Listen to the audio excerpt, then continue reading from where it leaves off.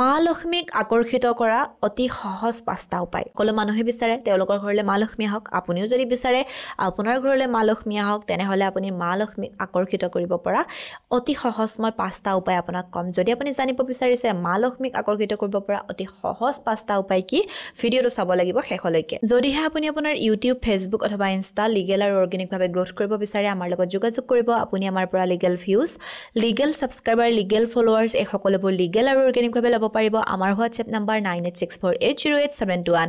আপুনি আমাৰ হোৱাটছএপত মেছেজ কৰিব, আপোনাৰ ক্ৰাইটেৰিয়াখিনি জনাই দিব আৰু আপোনাক আমাৰ তৰফৰ পৰা ফোন কৰা হ'ব। এতিয়া আমি জানো বলক মা লক্ষ্মীক আকৰ্ষণ কৰা অতি সহজ 5টা উপায়ৰ বিষয়ে। প্ৰথম, আপুনি শুক্ৰবাৰৰ দিনাখন ৰঙা ৰঙৰ বস্ত্ৰ পৰিধান কৰক।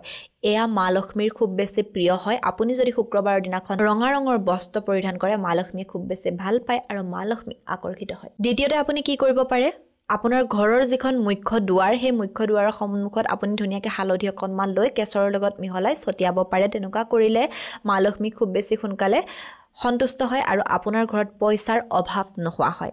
আৰু আপুনি কি কৰিব পাৰে, গাইক ৰুটিৰ লগত আপুনি ঘি মিহলাই খুৱাব পাৰে। তেনেকুৱা কৰিলেও মা লক্ষ্মী অতি সোনকালে আপোনাৰ ওপৰত সন্তুষ্ট হয়। আৰু আপুনি কি কৰিব পাৰে, আপোনাৰ পইচা থোৱা বাকচত পদুমৰ ফুলৰ মালা ৰাখিব পাৰে। আৰু এটা কাম কৰিব পাৰে, শুক্ৰবাৰৰ দিনাখন আপুনি 11টা কৰি ৰঙা কাপোৰ এখন ধুনীয়াকৈ বান্ধি আপোনাৰ পইচা থোৱা বাকচত ৰাখি থৈ দিব পাৰে। তেনেকুৱা কৰিলেও আপোনাৰ ঘৰলৈ অতি শীঘ্ৰে মা লক্ষ্মীৰ আকৰ্ষণ হয় বা অতি শীঘ্ৰে আপোনাৰ ঘৰলৈ মা লক্ষ্মী আহে। যদি বিশ্বাস আছে আপুনি এইখিনি কাম এবাৰ কৰি চাব।